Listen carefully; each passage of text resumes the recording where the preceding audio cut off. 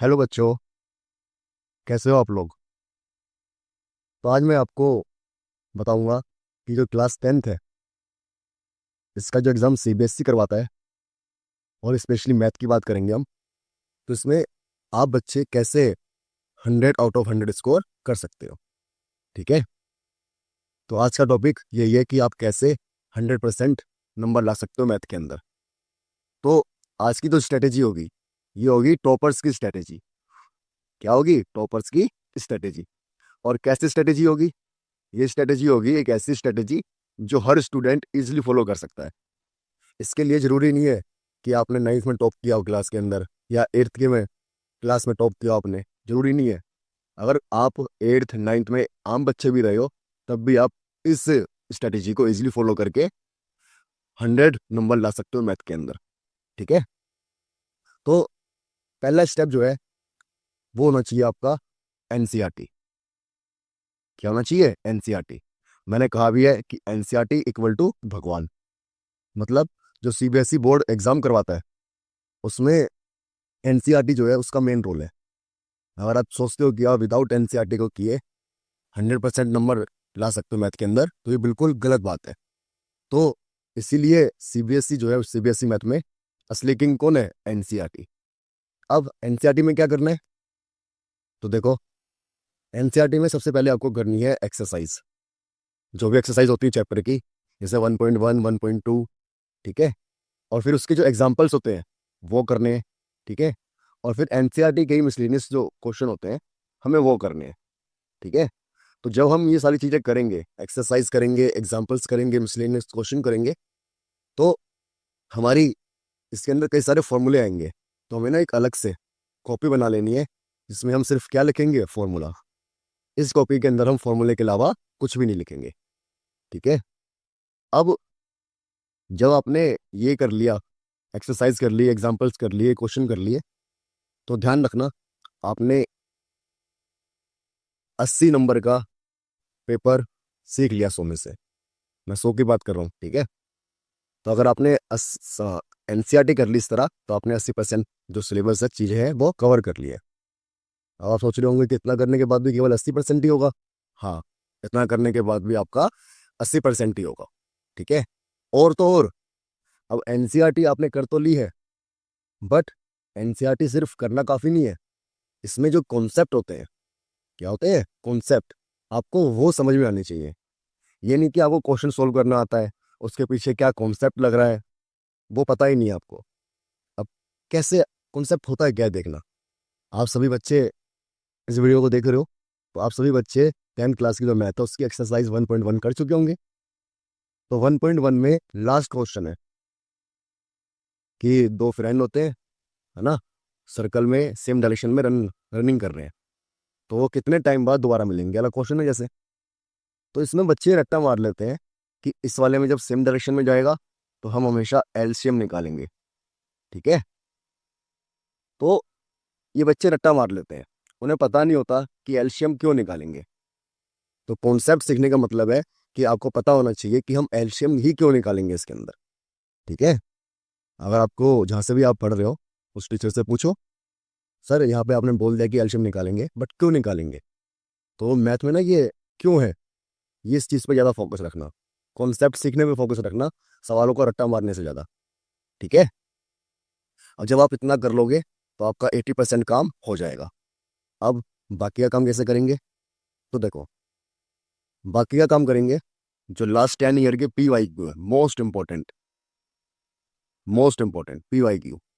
Last 10 year के P Y Q की बहुत सारी बुक्स मार्केट में अवेलेबल है। आप उनमें से कोई सी भी बुक परचेज करके इनकी प्रैक्टिस कर सकते हैं। ठीक है। तो लास्ट 10 ईयर के आपको पी वाई क्यू करने हैं। फिर पी वाई क्यू का मतलब होता है प्रीवियस ईयर क्वेश्चन।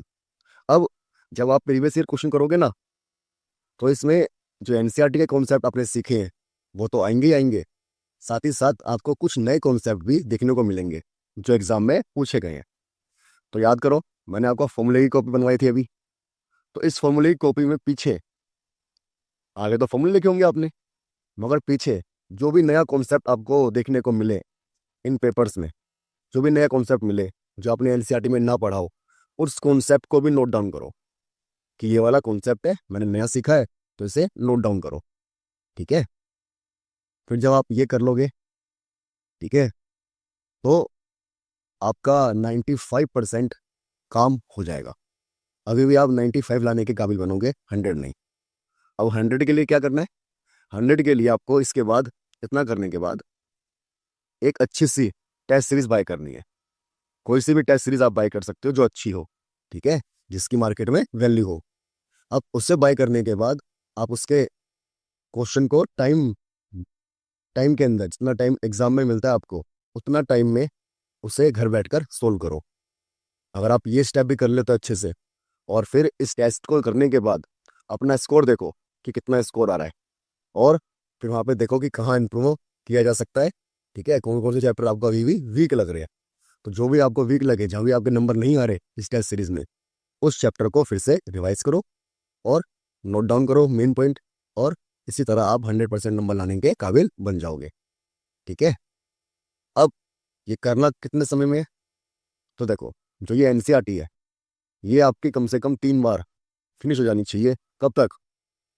सितंबर से अक्टूबर तक एनसीईआरटी आपको 2-3 बार खत्म हो जानी चाहिए अच्छे से।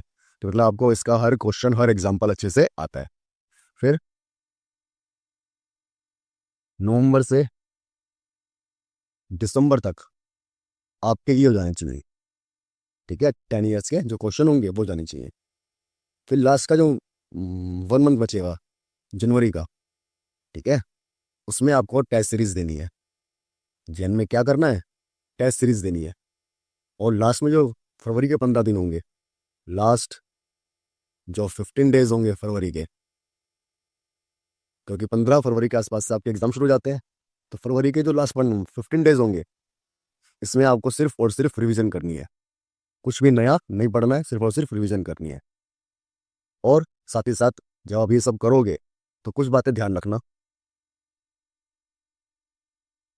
ये पढ़ना जो मैंने लिखा है, कंसिस्टेंसी बीट्स इंटेलिजेंस। मतलब अगर आप लगातार मेहनत कर रहे हो तो आप ऐसे बच्चे को भी हरा दोगे जो इंटेलिजेंस है, आप जो इंटेलिजेंट है आपसे, ठीक है, जिसके पास आपके मुकाबले इंटेलिजेंस ज़्यादा है, आप उसे भी हरा दोगे अगर आप लगातार प्रयास कर रहे हो तो। ठीक है, तो मैंने बोला है मैथ में 100 लाने के लिए ना, जीने सोना जरूरी नहीं है। क्या होना जरूरी है? कि आप डिसिप्लिन रहकर डेली प्रैक्टिस करो, और जहाँ भी आपको कमी दिखे वहाँ पे इम्प्रूव करो। ठीक है, तो बोर्ड एग्जाम में वही स्टूडेंट टॉप करता है। कौन सा स्टूडेंट? जो डेली थोड़ा थोड़ा इम्प्रूव करता है। ठीक है, तो अगर आप ये चीज़ें फॉलो करते हो तो आपको जरूर इन चीज़ों को फॉलो करके आपको 100 नंबर लाने में मदद मिलेगी। ठीक है, एटलीस्ट ट्राई तो करना 100 नंबर लाने की। और तुम जितनी मर्जी वीडियो देख लो स्ट्रेटेजी की, अगर तुम्हें कोई भी टीचर ये कह रहा है कि एनसीईआरटी फॉलो मत करो, ठीक है, वो ये कह रहे हैं कि ये फॉलो मत करो, तो मतलब आपके टीचर को अच्छी नॉलेज नहीं है। जितने भी टॉपर हैं, किसी का भी इंटरव्यू देख लेना आप, सबने आपको ये सजेस्ट किया होगा कि सबसे पहले एनसीईआरटी फॉलो करो, उसके बाद पीवाई को होता है उसे फॉलो करो, और उसके बाद ये जो कोई भी टेस्ट सीरीज आप ले सकते हो। ठीक है, और ये सारी चीज़ें एनसीईआरटी की बात करें, ठीक है, एनसीईआरटी की बात करें हम, या फिर पीवाई क्यू की बात करें, ठीक है, या फिर टेस्ट सीरीज की बात करें, ठीक है, तो ये तीनों चीज़ ही आपको इस चैनल पे करवाई जाएंगी और करवाई जा रही है। एनसीईआरटी चल रही है आपकी। अभी तक मैंने आपको एनसीईआरटी में चैप्टर पहला पढ़ा दिया है और चैप्टर 8वां पढ़ा दिया, टिग्नोमेट्री। मैं इस बुक को सितंबर तक ख़त्म करवा दूंगा आपकी।